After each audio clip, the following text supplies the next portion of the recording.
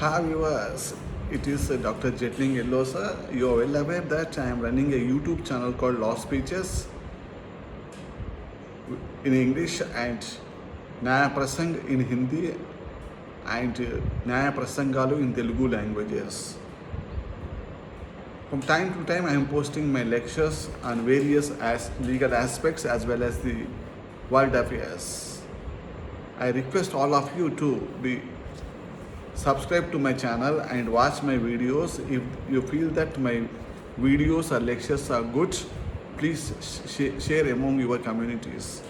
Today we discuss an important issue, that is education, right to education.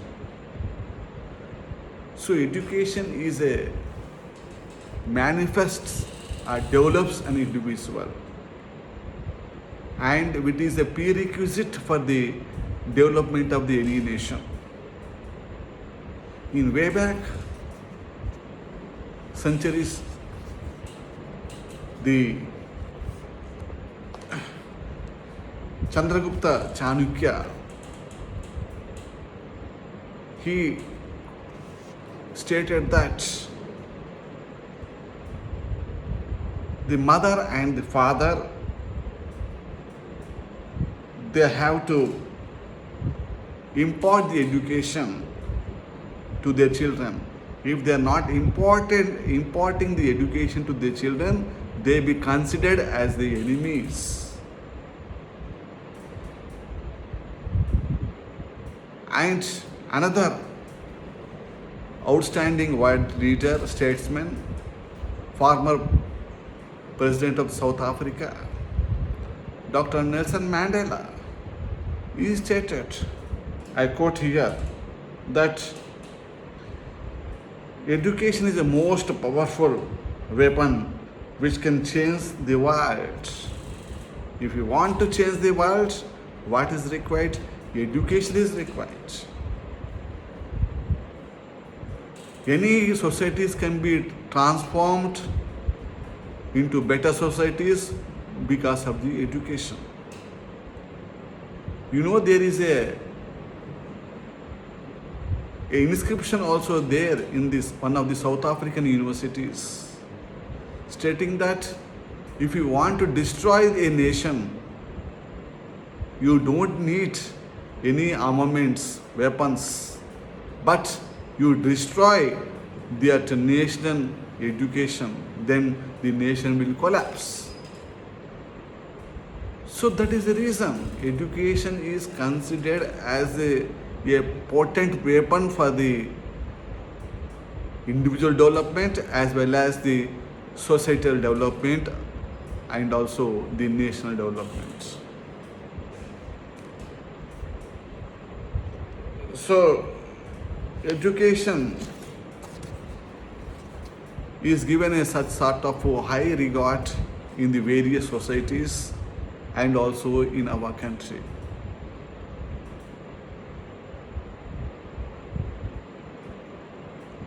If you refer to 18th and century and 19th century, the society, Indian society was under certain subjugations, certain practices, and few were given the chance to get the education because of the heroic efforts made by the social reformers, particularly Raja Ram Mohan Rai, Ishwar Chand Vidyasagar, and also Mahatma Jyotirao Phule. The importance of education and the providing education to all sections of society has been attained, are being attained in our country. So, education plays a very, very important role in societal transformation. By that view, when the Constitution was enacted by the Constitution Assembly in 1946 to 49, there were debates took place regarding the education, what kind of right we should provide with regard to education in the Constitution of India. But at that time we have limited resources. And that is the reason we could not provide education under the fundamental right. And which is placed under the part 4th of the Constitution as a directive principles of state policy under Article 38, 39A, 41 and 45. So state has to take the responsibility of providing education, but whatever matters which are there in the part 4th of the Constitution of India cannot be justifiable, cannot be challenged in the court of law. So things are like that. In 1978, the Supreme Court in Maneka Gandhi versus Union of India, a landmark judgments were delivered. I quote All India Reporter, 1978, Supreme Court, page number 597. In this, though the case pertains to the impounding of the passport of the petitioner Indira Gandhi under the Indian Passport Act of 1967, their right to travel abroad is recognized as a fundamental right. In that case, the apex court of the land had opined that right to education is nothing but it is a kind of a human right. So it is a duty of the state to protect the human right.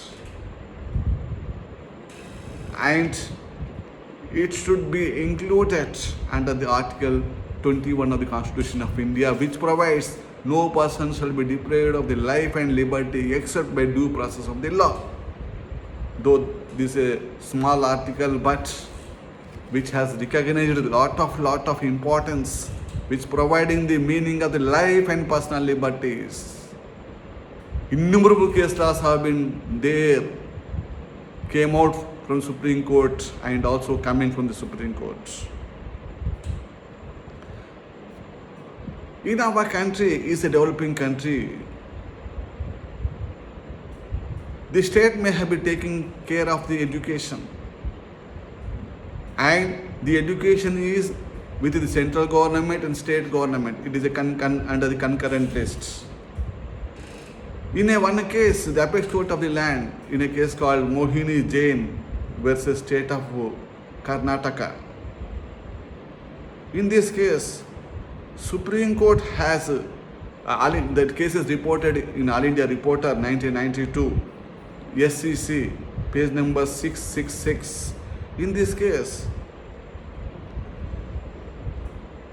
the Supreme Court categorized clearly that the education should not be taken beyond the reach of the individuals. So every citizen of India has a right to get the education. And the court has emphasized that it is a duty of the state to provide the education to its citizens. And charging of capitation fee is not permitted by the Constitution of India. But in 90s, we have seen world has been heralded of the LPG policies like the liberalization, globalization and privatization policies, where our same Supreme Court has reversed its decision of the Mohini Jain case. In a case called Uni Krishnan versus State of Andhra Pradesh, All India Reporter, 1996, Supreme Court, page number 2176, the Supreme Court has stated that, implicitly stated that it has reversed the earlier decision of the Mohini Jain case, that unaided institutions from the state can charge or collect the capitation fee.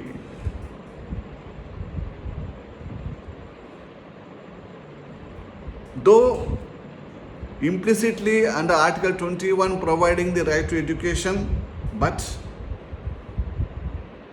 it is not possible the state to provide all kinds of education.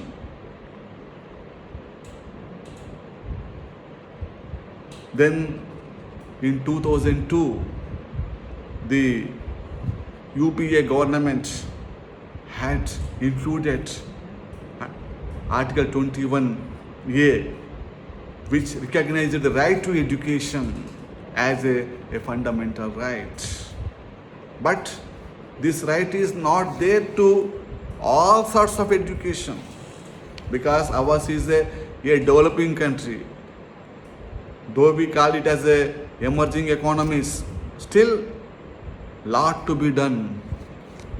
So with that view, in 2009, the Parliament has enacted the Compulsory Education of Children Act, also be called as a Right to Children for Free and Compulsory Education Act of 2009, which came into force from the 27th of August of 2009.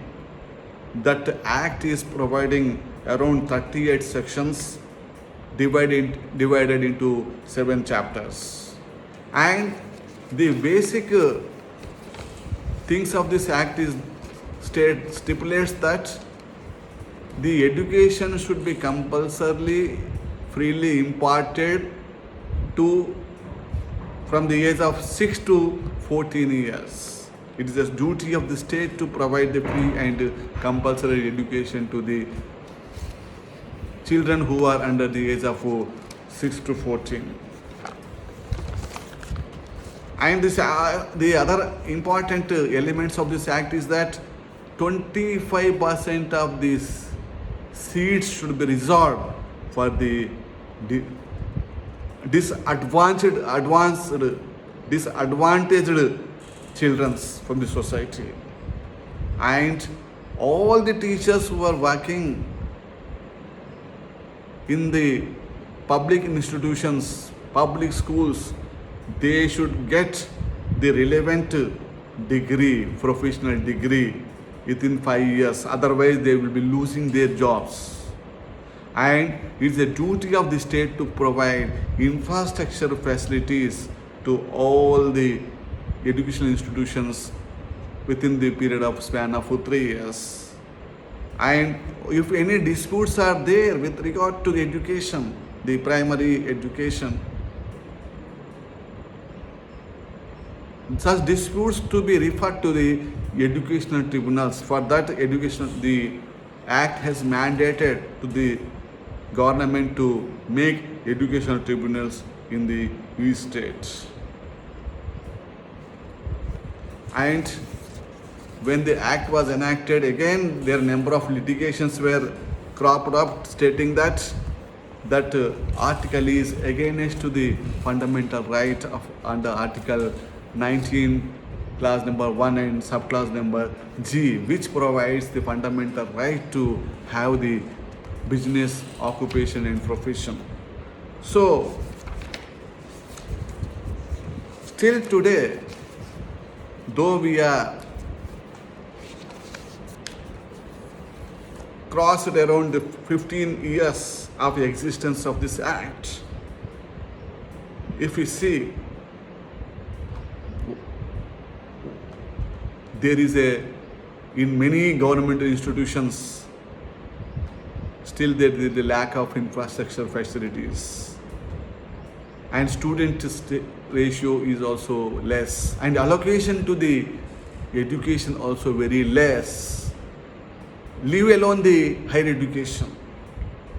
Here the Act only talks about the primary and elementary education up to 6th age of 6 to 14 are not in higher education. Still it is not covered under this act. So why? Because we are under a developing country. Though we say proudly, we say that we are emerging economies. By 2027 or by 2047, we have the Vikasit Bharat agenda is there, where we become the third most emerging economy. By that, we have certain goals we have stipulated, but the intention of the government is not providing sufficient funding to education. So all round growth of a nation only depends upon if the will of the government is there to develop, then only the nation will develop. And for that we have to stress upon the education. Now, in use of private, the number of institutions have came out, and universities have came out, deemed universities and the private universities came out. They have catering to the needs of the rich people, the common men. Still, as and today also, they are denied the education facilities in those institutions. So government should make, we have the new education policy has we enacted, which providing the lot of parameters for development of the education. But still, in the ground reality is concerned, we are not reached in that level. So in years to come, the education sector would be given a lot of impetus for developing our country. And when there is a proper impetus, a proper support is given, then only we can able to see the Vikasit Bharat by 2047. Thank you for hearing my lecture. If you feel that it is a knowledgeable or valuable, please circulate among your communities. Thank you, Ananda.